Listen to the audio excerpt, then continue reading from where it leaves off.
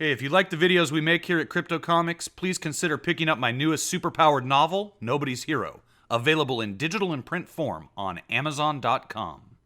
Hello, all you beautiful people in Webtown, and welcome to the debut episode of Image Comics Appreciation Month here on Crypto Comics. And I know what all the Crypto Knights are saying right now. They're saying, Crypto, you're confused. What's the matter, man? Something's going wrong with your brain. Those aren't Image Comics. Those are Marvel Comics. You're more confused than sleepy, creepy Joe Biden. No. Your boy Crypto, not confused. Not confused at all. Because to me, this is really where Image Comics began. These two issues represent that little tiny seed that was planted in the ground. And then 6 months later, it sprouted out of the ground and it blossomed into Image Comics. Now, how's that possible? I'll tell you. Because this issue of Spider-Man, issue number 16, was the last issue Todd McFarlane ever drew and wrote for Marvel Comics. And oddly enough, it's part of a two-part crossover with this issue of X-Force number 4. The crossover is called Sabotage. So we have Todd McFarlane leaving Marvel Comics, and 6 months later, Rob Liefeld would end his run on X-Force, and they would get together and they would form Image Comics. Oddly enough, the last issue of X-Force Rob worked on, issue number 9, debuted the same month as Youngblood number 1 from Image Comics. And it was the following month, in May of 1992, when Todd McFarlane's Spawn hit the shelves in comic shops and newsstands everywhere. So to me, this is really the germinating point. Todd's going to retire from the industry, a retirement that would be short-lived, and Rob is going to jump ship to create his own company with a bunch of other talented men. Now, our presentation format here on Crypto Comics is going to be a little bit different today because both these comics were drawn in widescreen. So in order to maximize your viewing pleasure, we'll be going through these comics a little differently today. So how about we get started right now with Spider-Man, issue 16, the beginning of the Sabotage crossover by Todd McFarlane and Rob Liefeld. Let's go. Mutants and non-mutant against the unstoppable Juggernaut. And I like that Spider-Man's saying bye, Todd, there. That's cute. They must have added that afterwards. Oddly enough, this was the 30th anniversary of the Fantastic Four. Let's dive into it, shall we? Cable, leader of the mutant group X-Force, and Black Tom Cassidy were locked in battle high atop the World Trade Center, neither one willing to give an inch. That was a minute ago. Outside, Peter Parker, otherwise known as Spider-Man, was swinging merrily on his way to the Daily Bugle. That was 30 seconds ago. Black Tom detonated a bomb. That was 2 seconds ago. This is now. Whoa, Nelly! I thought by swinging as high above as possible I'd have a little serenity, but no! Looks like there's some sort of commotion below. Better check it out. Stan Lee presents The Sabotage, Part 1. Story, pencils, and inks by Todd McFarlane. And down here on Cyan Street, you better say your prayers, pal, because if that's the best you can do, this fight is going to be over a lot sooner than you'd like. I'll finish you, then I'm out of here, because things are getting a bit too messy for my liking. And there ain't no one going to stop me, Tonto. Why does it not surprise me that your evil also includes racism? Looking to make yourself better at the expense of others. Well, you haven't hurt me so far either. So why don't we turn this fight up a notch? Buddy, I don't have time for you. Then make it. From the top floors of the Trade Center, strong winds blow the black billions across Manhattan, sending a message that the 3-day-old takeover might soon be coming to an end. And you got to check that out in the pages of X-Force number 2 and 3 by Rob Liefeld. And here we see, 9/11, 10 years early. But at the bottom of said building, 2 more heroes have come into play. I don't know what that sound was, Farrell, but hopefully Cable and the others can handle the situation. I'm sure they can. Time for us to do our part. Warpath, it's good to see you standing. I thought you could use a little help from a true warrior. Thanks for your concern, Shatterstar. I'm touched. What's happened to the others?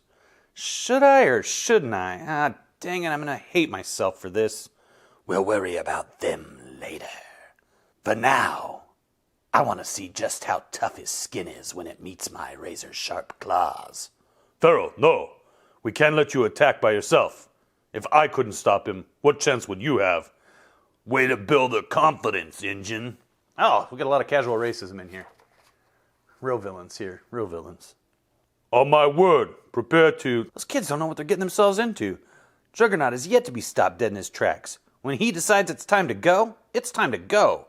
So whether they want it or not, they're going to need help from a past Juggernaut opponent. Unfortunately, I'm the only one here who fits the bill. Attack! Yous guys are dumber than cows being led to slaughter. Where I come from, warriors win fights with skill and determination, not with shallow threats. Let's see what kind of warrior you are. But before our heroes can make final contact, they're deafened by the sound of a flying rocket. Heads up, gang! The rocket's name is Sam Guthrie, a.k.a. Cannonball. Let's see if he can take a shot, full force to the chest, cannonball style. This'll be amusing and fun. That's a question on everyone's mind. To find the answer, we must look past the destruction to the floors just below the impact. It is here we find Cable and the rest of the surviving X-Force. So here you see the Twin Towers devastated by this terrible terrorist attack that had nothing to do with 9/11, because this happened 10 years earlier in a fictional universe called the Marvel Universe. And so you got Cable and Domino and Siren, and they've teamed up with their rivals, Gideon and Sunspot, and they're searching for Black Tom, but they can't find him anywhere. Meanwhile, on the ground below, we still got Warpath and Shatterstar and Pharaoh competing with the Juggernaut, while Spider-Man down here is taking care of Sam Guthrie, the Cannonball here. Of course, Spider-Man just casually walks into the battle. Time to give these kids a lesson in simplicity. Ah, Juggy, my friend, how lovely to see you again. But picking on these young heroes doesn't quite become someone of your stature. Besides, these kids haven't quite grasped the idea that you can't be stopped. Now what say you dance with one of your old buddies instead? Spider-Man! How many heroes are in this town anyway? This ain't your fight, so why don't you mind your own business? I don't think he will. I have a feeling he's not going to mind his own business. Meanwhile, back up in the World Trade Center, Gideon is just having a real beef with Cable. They got a real problem with each other. And Domino's down here trying to stop this feud because there's more important things to worry about. There's people who might be trapped under the rubble. Where's Black Tom, too? He could be trapped under the rubble. How's that again? Like I said, if you don't stop this commotion immediately and hand yourself over to the authorities, I'm going to be forced to take some drastic actions. Is that right? Well, unless I'm stupider than you look, you're missing the obvious. I'm bigger than you. And since the only thing that can stop me is myself, I suggest you leave immediately, or I'll be forced to blow my nose with you. Well, you had your chance. This is going to hurt me more than it is you. And just shoots him right in the face with some webbing. Now, X-Forcers, take note. I know I can't stop him, but I sure as heck can slow him down. Now push! Boom! Spidey, you're a genius. That wasn't funny. Okay, now we're gonna do it my way. Yeah, you sure talk a mean fight when you're belly down. Did anyone ever tell you that? Hey, get that thing out of here. You can't park it now. Who'd be dumb enough to try and land a ship down here anyway? Spider-Man? She's one of ours. Now I'm mad. Just where do you guys get off trying to hog all the action for yourselves? Why, if I had half of mine, I'd... Thanks for the distraction, chick. Boom. Uh-oh. Never mind. So Boom Boom shows up here, and I love that, because, that's one of the best parts of X-Force right here is Boom Boom. Meanwhile, up in the World Trade Center, Cable says, as a matter of fact, do whatever you want. I don't care, but I've got a psycho to catch. Must have left tracks somewhere, and I won't be slowed down. If you think I'm here to babysit, think again. I figure you're all big enough to make the right decisions on your own. If not, then get out of my way, because I can't stomach those who won't deal with their occupational hazards. When you stop pouting, see if you can't help the business folks. I just want to take a second to just say that Todd's dialogue sucks. Little girl, you better have a whole lot more than that. Oh, Juggy, I love it when you talk dirty. And if it's more you want, I've plenty to give. Hope he buys the bluff. Don't let him intimidate you, Boom Boom. I've dealt with his kind before. Hello, X-Folks? How many times do I have to tell you? He can't be stopped, only slowed down. Bravado is all they have. So it's time he saw our point of view. Whoosh, literally. Ah! And this is a infamous moment in comic book history. Anyone who knows anything about Image Comics is this is really the thing that pissed Todd off more than anything. Was he wanted to just jab out Juggernaut's eye, and the brass at Marvel would not let him do it. And he just thought, what a joke. We've seen way worse than this in other comic books. But they felt it was too graphic. I don't know. I'm okay with it either way, to be honest with you. This panel tells you exactly what happened, though I do think they should have kept his eye darkened there and played this out a little bit more. Idiots! I have magic coursing through my veins. It protects me and heals me at a rate far greater than yours. I can already feel it working. There, I can see again. But that stupid act just brought you a death sentence. I was only trying to leave. Without Black Tom, I had no use for fighting. Too bad you won't accept that. Fine by me. It's already a great day for you to die.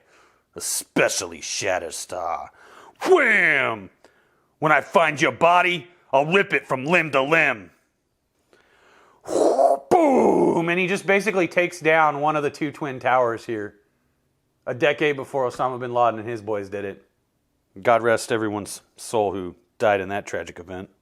And God rest everyone's soul who was wasted fighting in Afghanistan for no damn reason. Oh my. Huh? Boom! To use your tired cliche, is that the best you can do? Well, now you made me mad.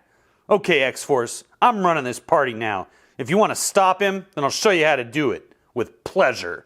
Concludes in X-Force issue number 4, on sale now. And be back here next issue for the death of Spider-Man. To all you readers of the past few years, thanks. It's been a blast. Todd McFarlane. Now let's just see what this is all about, though, real quick. Well, folks, I know you don't want to hear this, or maybe some of you do, but this is my last issue of Spider-Man for the foreseeable future. I'd like to thank a few people who, in my 3 or 4 year stay with Spider-Man, have made the stay more than a pleasure. First off, I'd like to thank Rick Parker, Bob Sharon, and Greg Wright for adding their creative touches of coloring and lettering. Thanks to Dan Cuddy and Glenn Herding for putting up with some of my belly aching and dumb excuses for not getting work done on time. And I'd specifically like to thank Jim Salicrup for having enough confidence in me to allow changes to Spider-Man that helped push me and my career in a positive direction. He had the confidence to stick behind me, even when I wasn't doing the right thing, because he genuinely was concerned about me as a person first and as a creator second. I'd like to say that in the time spent with Jim, the highest compliment I can pay him is that I never once thought of him as my editor, but as my friend. For this, I'll always be grateful. Now, the reason why I'm quitting the book. On August 9th, 1991, at 5:04 p.m., my wife and I were blessed with our first child. I had for months planned to take time off to be around my baby. And now that the time is here, seeing her pretty face makes that decision much easier. Besides, seeing my daughter Cyan grow up, it's also time to lend a helping hand to my wife Wanda, who stood by me through thick and thin. Also, they didn't give me a watch. Even my dad got a watch when he retired from the factory. Tom DeFalco, where's my watch? No, he doesn't actually say that. He says, the other people without whom none of this could have been possible are you, the readers.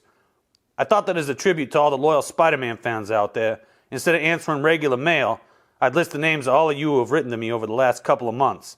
Those of you still writing after a year of publication are some of the most special fans that I could ever hope to have. Thanks for your support. Maybe we can do it again. Oh, look at this, here. Why wait until next week to see your favorite TV shows? Introducing Laughs TV trading cards. We've got Michelle Tanner from Full House. We got Carl Winslow from Family Matters, along with Steve Urkel from Family Matters. Chris and Larry Appleton from Perfect Strangers. And we got the whole cast of Full House there, baby. Yeah. See, so when you're bored and the show's not on, you just tape it to your TV, man, and it's loads of fun. So, here we have Spider-Man issue number 16, the final comic book Todd ever made for Marvel Comics before starting Image Comics. And up next, it's time to get right into this bad boy. X-Force number 4 by Rob Liefeld and Fabian Nacho Chizia.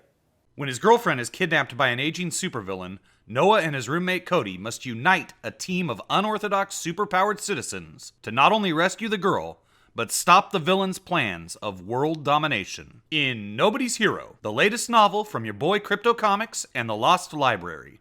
Available right now in digital and print form on Amazon.com.